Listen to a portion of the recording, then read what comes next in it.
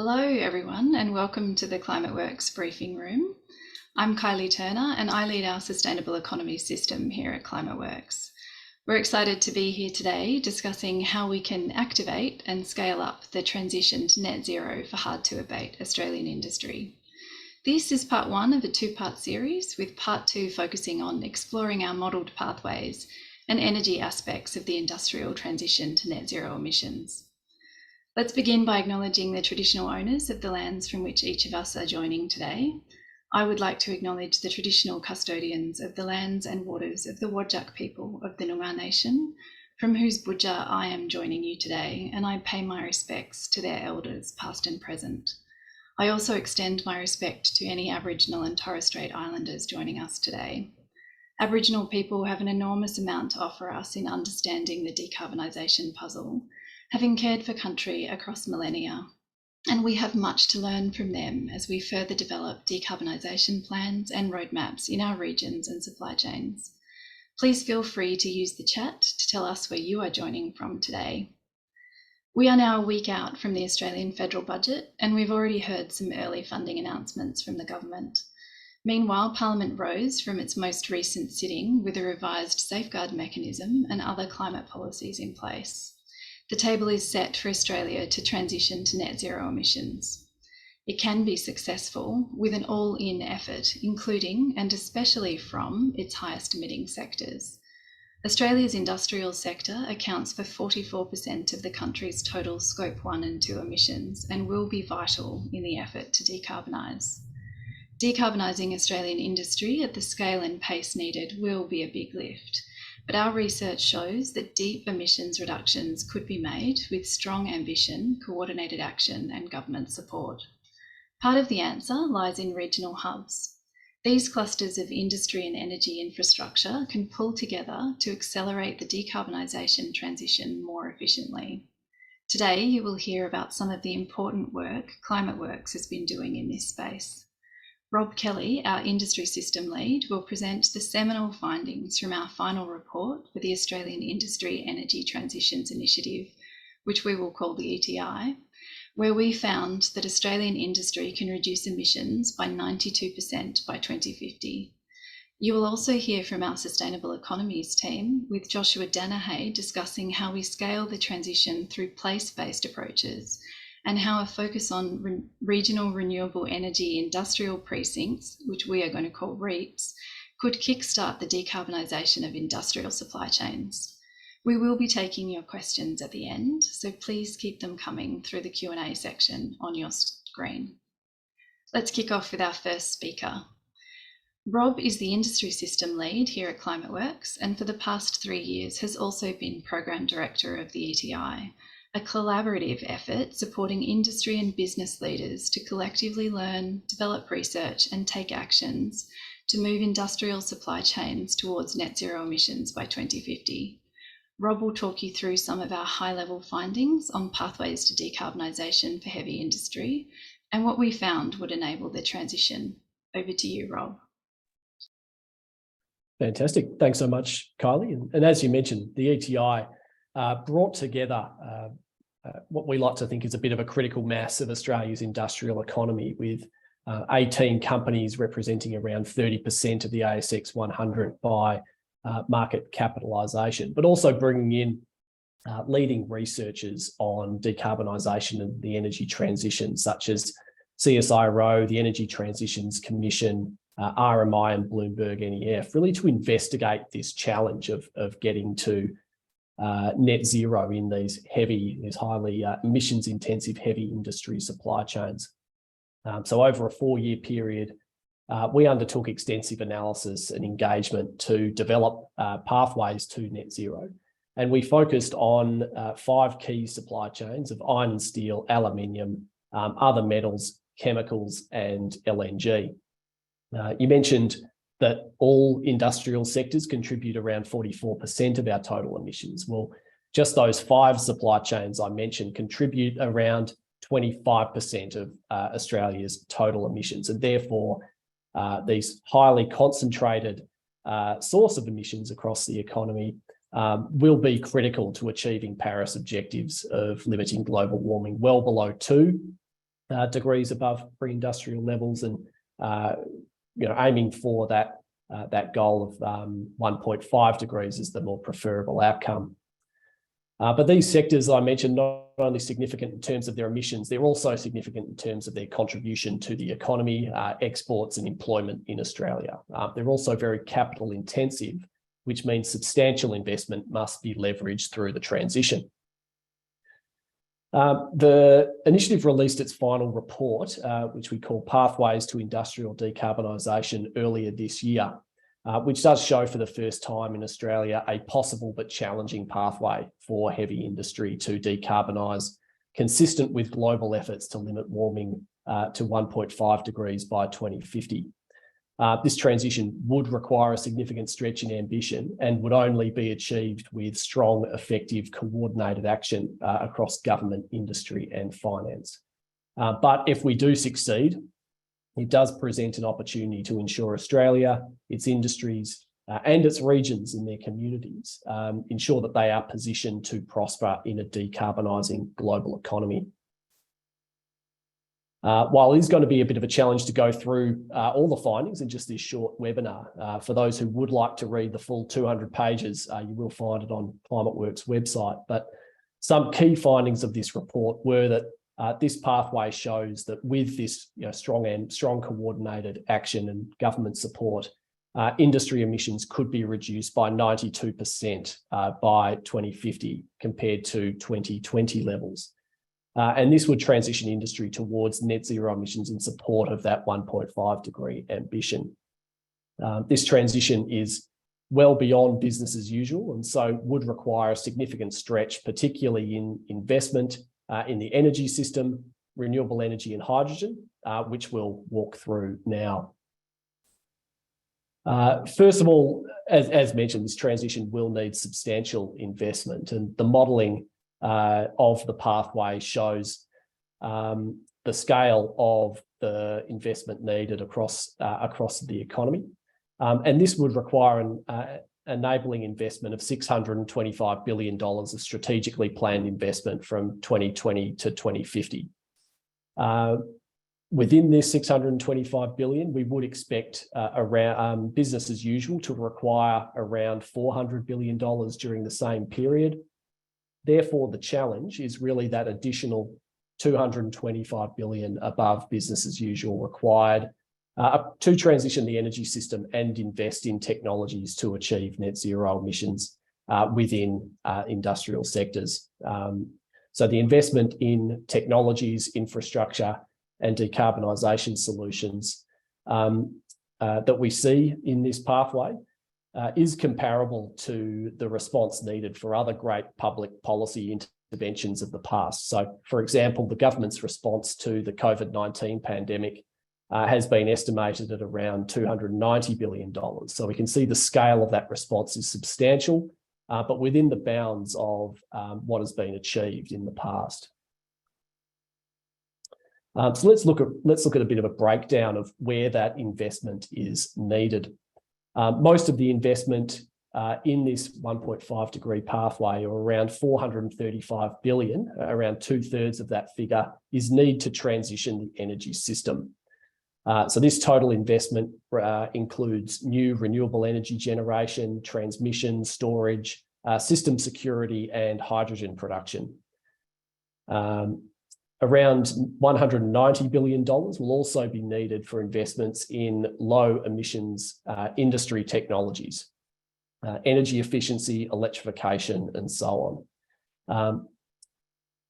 So this is, interestingly, when we look at a stretch 1.5 type scenario compared to a business as usual, we find that much of the investment needed in the energy system is needed in a business as usual scenario.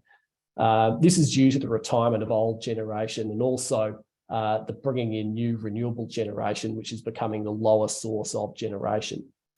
The investment needed in industrial technologies, however, is substantially above what we see in a business as usual scenario, where we would see just 12% of that $190 billion figure. So here's what the transition would need to look like for the energy system. The pathway does show that to enable the scale of electrification and hydrogen that we would need to decarbonise industry, we would need more than doubling of the total electricity generation compared to current levels.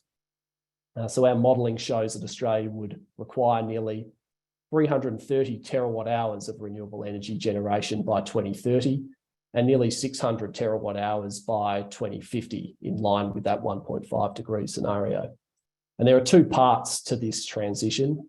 Firstly, so in the fossil fuel generation, responsible for most of current generation, that would decline dramatically in this scenario, particularly over the next 15 years due to the retirement of existing generation. And then with that rising demand, due to electrification in hydrogen production and with renewables becoming that lowest cost source of generation, the generation from renewable sources such as solar and wind increasing tenfold by 2050. Integrated hydrogen solutions will also play an important role in decarbonising industry and also potentially for new export-oriented industries. To achieve emissions reductions in line with a 1.5 degree pathway, this slide here shows the demand for hydrogen could be as high as 2.2 million tonnes or nearly 670 petajoules per year in 2050. And this slide also shows the development of energy and hydrogen systems across Australia that would be needed in this 1.5 degree pathway to enable a nationwide transition. And the green circles show hydrogen production in each region. And we can show there's a strong preference for locating that hydrogen close to major load centres such as capital cities and industrial regions. And this comes about really because we see that those locations close to those load centres reflect the importance of access to lower cost firmed electricity through customer-owned storage, access to a skilled workforce, water and bulk material handling ports that we see in many of our regions. And this interplay of regional factors will play a huge role in the development of energy system infrastructure, which will require robust system planning and precinct level analysis to design the most effective energy systems. The report sets out not only what the transition looks like in terms of what needs to happen when in terms of the energy transition, but also the actions needed for it to be achieved. We worked with the partners of the industry ETI, their strategy, investment and government affairs teams to develop the recommendations that you'll see in the report. And this report sets out 5 key objectives to enable the transition, each with its own set of recommendations on what's needed. And so these objectives are firstly, due to the scale and complexity of the transition being one that no one organisation can achieve on its own, to ensure that there is a strong, clear, enduring framework to embed a net zero goal across industry, finance and government efforts and ensure that efforts align towards the scale of the transition needed.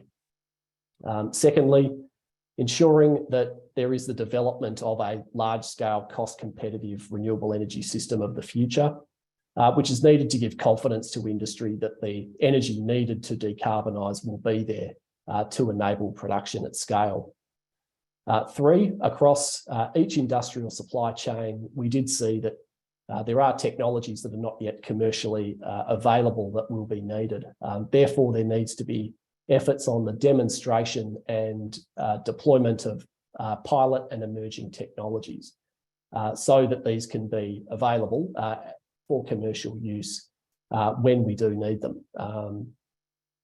The 4th objective, where these solutions are available, where they're commercial to do so, these need to be deployed rapidly. So efforts need to be focused on driving the pace of development as well as efforts to reduce barriers to deployment.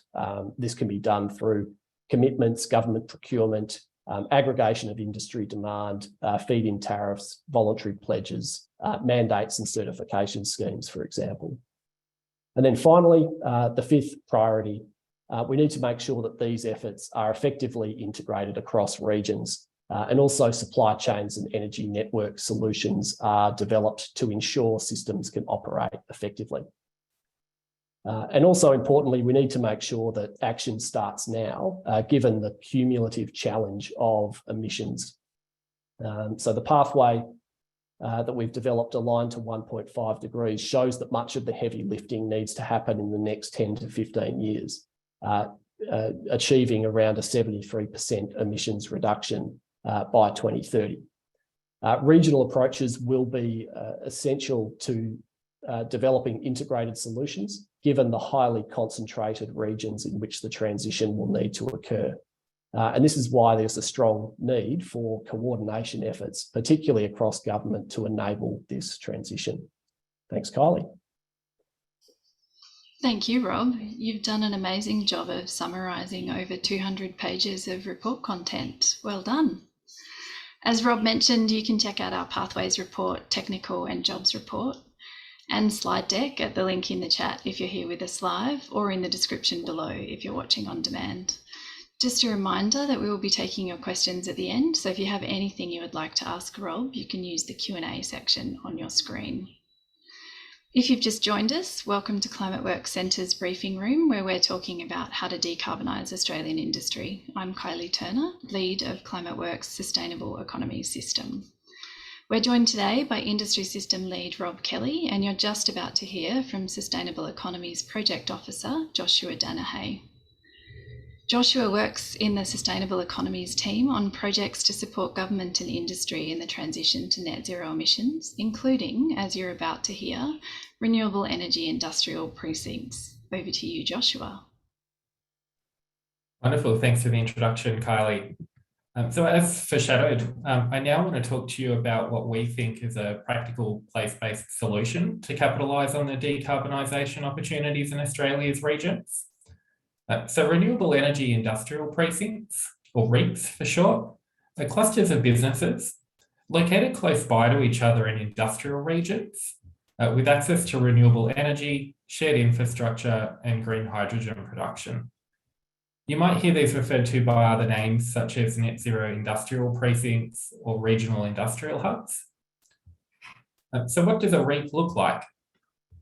Well, an example could be steel producers or minerals processors, along with their supporting industries, using the advantages of shared infrastructure and access to renewable energy to decarbonise their operations faster than they could do on their own.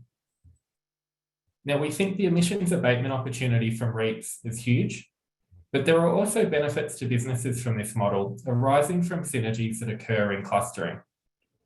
This could include access to lower cost energy and infrastructure, knowledge sharing, risk sharing, and circular economy benefits. So over the past year, we've been studying 11 locations around Australia that we believe have the potential to host REIPs.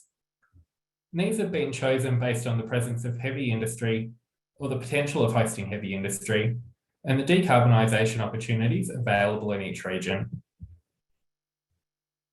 Now, based on what we've seen in Australia and from international examples, we believe there are 4 areas that guide the successful implementation of REIPs in line with the ETI's recommendation to develop a number of coordinated precincts across Australia.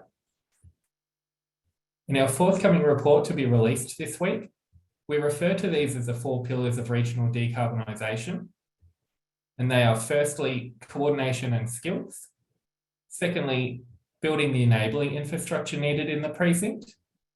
So this could include renewable electricity transmission and storage, water and transport infrastructure, port upgrades, and green hydrogen infrastructure.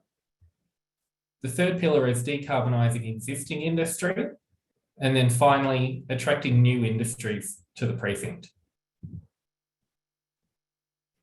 In the report, we've assessed state and territory government programs against these 4 pillars. We've used a traffic light system to assess open policies that are directly relevant to each potential REIP location. So green is where we found policies that comprehensively cover each aspect of that pillar. Amber is where we've identified policies covering some aspects of that pillar, but not others. And the red is where we haven't found open policies addressing that particular pillar. It's also important to note, we haven't assessed the level of funding committed compared to what may be needed for a successful REAP, which, as Rob spoke to earlier, is in the billions. Well, what did we find? Well, our analysis found that action is fragmented across each region and across the 4 pillars. As you can see, there's a lot of progress and a lot of amber and green. Most regions have policies covering aspects of the pillars, but some are further along than others. So what the key takeaway has been for us is that more policies covering the coordination and skills pillar is needed across the board. So while it might seem basic that coordination is needed, our research shows it's essential. What we see as making the REAP concept appealing to industry, private investors and government is the economies of scale of group action, but a significant amount of coordination is required to set the wheels in motion for that. I'm going to focus here for a moment on a key aspect of the coordination and skills pillar, which is what we call roadmaps. And these are forward-looking plans for decarbonisation and for economic diversification, and they would underpin each precinct. So the roadmaps are really key to unlocking the opportunities for each region and overcoming the barriers that can occur when multiple supply chains and sectors are involved. They help unlock faster decarbonisation than what we would see by actors going it alone, and they help industry plan ahead with their long-term investment decisions for their facilities. So we think states and territory governments are well placed to co-design roadmaps with stakeholders in each region, such as industry, regional bodies and local communities, including First Nations people.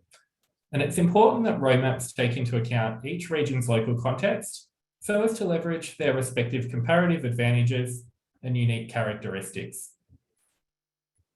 Roadmaps can also help governments understand a whole lot about the design of each precinct, including planning for land use and infrastructure, where there's opportunities to attract new industries to the region, what skills are needed, and where support will be needed for workers to transition to new clean industries. And another really important aspect of the coordination and skills pillar that will help reach the scale needed is co-investment. And so roadmaps with a decarbonisation goal can help attract investment from the different levels of government and the private sector. Now, zooming back out, we've seen progress made across the country. At the state and territory level, we see a number of programs that could support REAPs. So for example, the Kylie transition package in Western Australia and the Energy and Jobs Plan in Queensland both provide support for many aspects of the pillars. And our forthcoming report really dives into the detail here with a ton of examples of open programs that could support REAPs, and you can dig into it once it's released. At the federal level, there's also been progress on several policies that could support REAPs. The National Reconstruction Fund has $3 billion in funding for low emissions technologies. Rewiring the Nation could support enabling infrastructure. Powering the Regions could support decarbonising existing industries and attracting new ones. And the New Energy Apprenticeship Program can support the skills aspect. But given the scale needed to decarbonise in line with Paris Agreement targets and the need for long-term certainty for industry, there's a real opportunity here for the federal government to accelerate the action that's already underway by coordinating REAPs at a national level. Our work on REAPs shows a need for a national place-based program to help accelerate decarbonisation in our industrial regions. So ideally, this would be done through a coordinating body delivered in partnership with states and territory governments. The purpose of such a program would be to ensure regional decarbonisation is scaled and occurs as efficiently as possible. And through a national program, the body can help prioritise regions with the biggest opportunity for transformation. But we'd like to see the program's body have a mandate to coordinate across portfolios relevant to each of those 4 pillars and to support states and territories to establish REAPs in priority locations. Finally, I'll leave on some key actions we see as necessary for a body to undertake for a successful national program. First is to work with states and territories to develop a co-investment partnership framework to scale up funding and to agree on an approach to co-designing roadmaps. Second is to liaise with regional coordinating bodies using their local expertise to ensure positive place-based outcomes. So you'll be able to read about this and more in our forthcoming report on REAPs, which we will share with you all in the coming days. And back to you, Kylie. Thank you, Joshua. A great snapshot of what we need to do next to make REAPs possible and make the most of Australia's decarbonisation opportunity. As Joshua mentioned, we are about to release a brief for policy makers on renewable energy industrial precincts. If you are here with us live or registered for the event, we'll be sending a link directly to you after the brief is published. If you're watching on demand, you'll find the link in the description to this video. If you have any questions based on what you heard from Joshua today, you can use the Q&A section on your screen to ask them. A big thank you to everyone who wrote in with questions ahead of today's presentation. It was great to get so many questions, and I like to think it shows just how interesting decarbonisation is. We have tried to answer some of the questions as part of their presentations, and we will dig into a few more now to get us started, while we also take questions from the room. We have had several questions about how the circular economy plays a role in decarbonising industry. This is something our Sustainable Economies team has been looking at as part of the REAPs work. So I'll put this first question to you, Joshua. How important is the circular economy and circular principles in decarbonising industry, and how can industry and government cooperate on this? Thanks very much, Kylie, and very much an interesting question to ask. It's certainly something that's really of interest to me in terms of how REAPs can help build circular economy practices. So circular economy practices are really an important aspect of decarbonising existing industry, and as such we've incorporated it as an aspect of the decarbonising existing industry pillar that I just spoke about. As a sub-pillar that makes up what we would want to see in terms of a successful REAP. So we think there's definitely an opportunity for government action to facilitate those kind of practices amongst industry and REAPs, and that will help improve the efficiency of the precinct overall, as well as providing benefits to businesses that can capitalise on things like byproducts and wastes from one businesses that they can then use in their own processes. So I think in terms of how REAPs can help bring that along is building circularity into the design of the REAP, and we've seen that internationally as well in some clustering of manufacturing precincts already. And that really helps drive industry collaboration for the whole precinct towards a more circular process in terms of targets, and then moving forward, having that embedded into the precinct. Thanks so much for that, Joshua. We'll move to our next question. A few of you have also wondered about taking on a transition of this magnitude and how Australia can achieve net zero industry amid a decarbonising global economy. This question is for you, Rob. What could Australia's point of difference be in decarbonisation? Yeah, no, really good question, Kylie.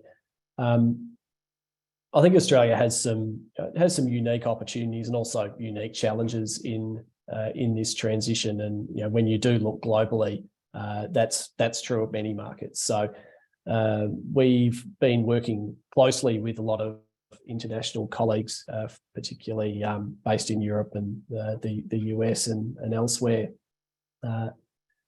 And I think these differences keep coming up. When people from Europe look to Australia, they see a huge opportunity given the amount of renewable energy resources that we do have, as well as having huge, vast areas of land that can be leveraged to help enable this transition.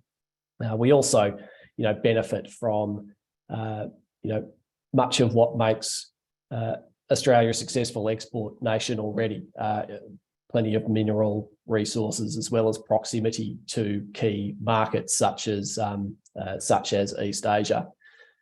So I would say that this, this all does point to some key opportunities for Australia.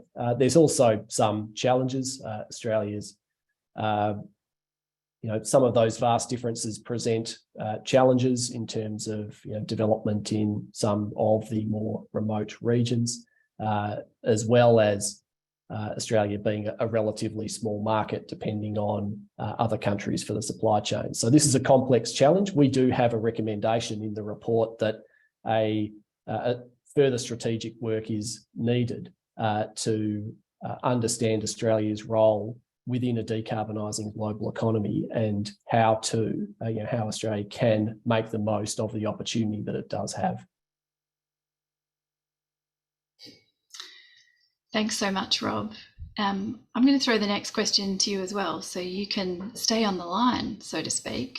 The question is, how do you see the updated safeguard mechanism in assisting with the transition, and do you think it does enough?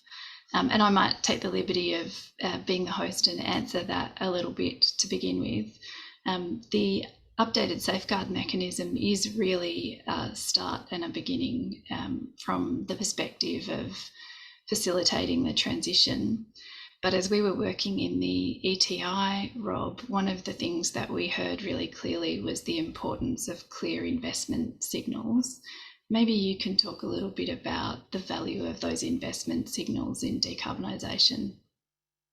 Yeah, thanks, Kylie. And I think obviously the safeguard mechanism is a step forward. We can see how that can enable efficient emissions reductions across those parts of the economy that are covered. But we do know this is a complex transition, and there are a range of challenges, and sort of further targeted measures can help reduce barriers and support, to provide that signal for investment towards the transition. So in particular, I'd say further efforts around energy system planning and integration will be needed, as well as further efforts to develop and demonstrate the emerging technologies that will be needed across the different sectors of the industrial economy. The report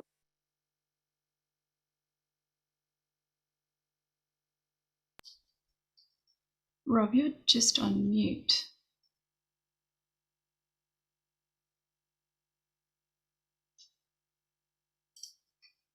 I think we might have a problem with Rob's sound there. Just give us a second to give him a wave so he knows that we can't hear him.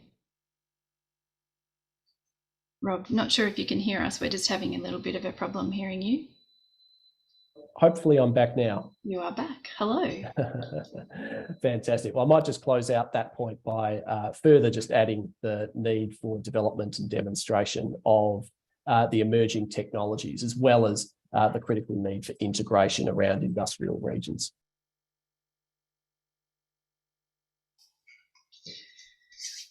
Thanks, Rob. The next one is probably a good question for you too. How do we roll out the superpower opportunity with massive investment and construction of infrastructure, while also considering biodiversity loss? And how did we contemplate this in the model that we used? Yeah, well, I think that points to some of the really important things that will need to be considered, and why planning is such a critical factor. In terms of the modelling, so the modelling did look at a number of constraints, particularly around land availability and renewable energy resource availability. But the recommendations also, strongly point to the need for a planned and coordinated transition that considers these type of factors. At ClimateWorks, we are lucky to have a number of our colleagues working specifically on this challenge of achieving the transition within the in light of biodiversity and the need to transition land use as well. And I believe we will have some, ClimateWorks will be developing some further material that can help complement the type of work that we're doing in industry, specifically focused on the land sector. Excellent. Thanks so much, Rob. Josh, the next question is actually for you. The question itself is that wondering if the forthcoming report outlines any criteria for the prioritisation of REAPs. Josh, maybe you could tell us a little bit more about what regions particularly we would be focusing on for REAPs specifically. Excellent, thanks, Kylie. And yeah, it's a really interesting question. There's a couple of different parts there. So when we were looking to determine which locations could host REAPs, we were looking at industrial regions that already have a brownfield site with an existing industry overlay. And of course, you've heard a little bit about Rob's work looking at some of the supply chains and abatement opportunities in some of those key industrial regions that already exist. In the report, what we've done is we've taken a selection of those 11 locations that I spoke about around the country to get a holistic view of those key regions Australia-wide. So we haven't taken a specific viewpoint as to which of those 11 would be more of a priority. We think that a national program should include decarbonisation across all of those regions, but there's certainly scope to then look at further REAPs in other locations around the country. We're certainly not limiting it to those particular locations. There's some work going on. I know it comes to mind in Townsville for an eco-industrial precinct that is a new plot of land and a new development. So there's that potential as well for them to become REAPs, or to look at other industrial regions that we haven't taken a snapshot of in this report, but still have plenty of decarbonisation opportunities. And we'd see that we'd want to see in a national program that if there are other locations that are identified and suitable for REAPs, we'd certainly support that. Josh, there's a bit of an addendum question here about an overlay of key export markets on REAP locations. Is that something we've contemplated as part of the brief? So in the brief, we've taken a domestic focus, but we do talk about the possibility of exports as a component of REAPs. When I talk about attracting new industries and setting up new businesses in REAP locations, that could be with a domestic focus, it could be with an export focus. And I think with a coordinated set of REAPs focused on new green exports, and certainly as Australia's competitors move towards a green future, there's definitely scope for REAPs to be more export focused. It's something that we've touched on in the report and something that we're certainly keen to explore in future. Thank you, Kylie. Thanks, Joshua. A question for both Josh and Rob. Where should Australia focus first? Are there particular industries or decarbonisation technologies that will provide the biggest opportunity?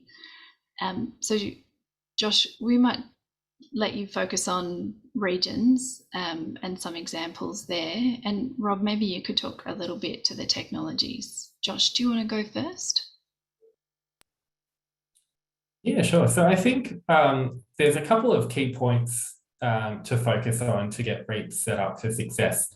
I think it's really important to have a good underpinning of the REAP through roadmaps and co-designing those with local communities and stakeholders in the region. That's really going to be the key to setting them up for success, and backcasting from where those regions need to be to get to net zero, and what strengths are in those regions, what skills and infrastructure need to be created and built into the region. So I think that's the first thing to really focus on. And then from there, each region is going to have a place-based focus. So there's going to be changes in terms of where the focus goes from there, and that probably leads into the technology discussion as well, in some respects.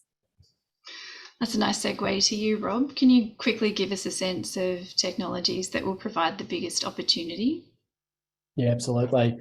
And I think overall, Australia is quite unique in just how substantial its industrial sector is relative to the rest of the emissions across the economy. When we do compare Australia to other industrialised economies, that having 25% of our emissions in 5 fairly substantial supply chains does sort of talk to where we do need, where there is this priority to focus. And that's one of the reasons why we did focus on those 5 supply chains. And for many of these, Australia does play a globally significant role in these supply chains. So, for example, we are the largest exporter of iron ore. We have the largest resources of many critical minerals. We are also one of the world's largest exporters of LNG. So these are the sorts of these sectors where there are high concentrations of emissions are certainly where I think Australia's efforts need to be focused, not as well as looking at how to bring down emissions broadly across the economy. In terms of the technologies that we really need to focus on, it's quite interesting when you do look at these sectors on a process by process level.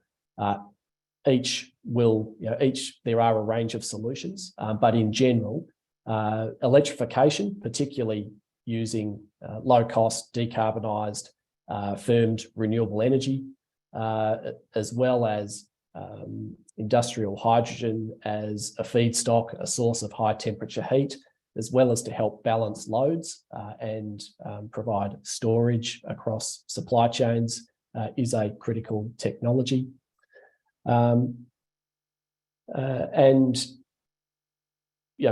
do have, there are some parts of the economy where there are substantial emissions, and there are a range of technologies that may play a role. And I think alumina is a good example of that, where we see development around electrification, hydrogen, and potentially CCS playing a role to abate that process. Thanks so much, Rob. That's the last of our questions from the floor, if you like. But there is a final question from me. Imagine it's 2035 and the actions we have talked about today have been taken. What does a region that has a REAP in it look like? Rob, do you want to go first? Yeah, would love to.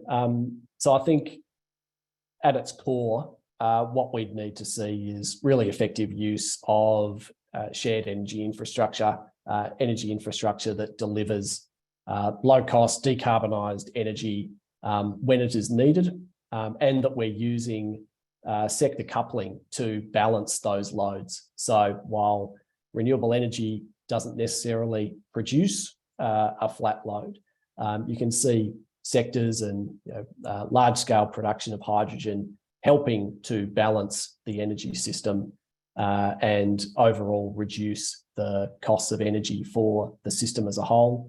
We'd also have a fair degree of circularity within that region to ensure effective use of inputs and outputs within that region, a highly connected, coordinated system. And of course, looking to export and provide low carbon industrial products to other markets.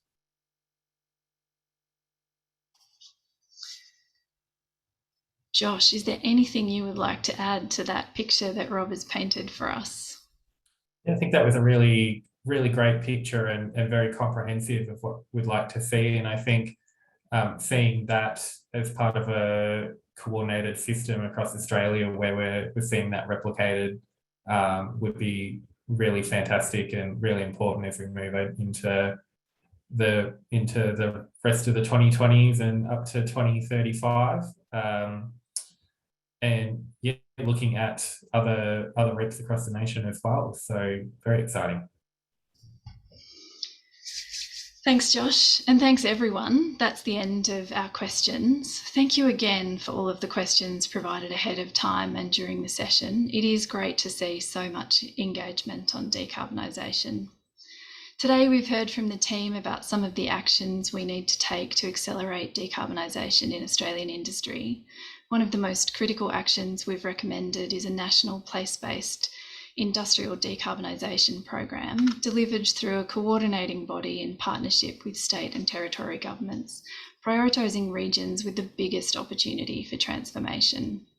Transformation seems overwhelming. There are big numbers and big challenges, but if we get it right, there's also an opportunity for our industries, communities and regions.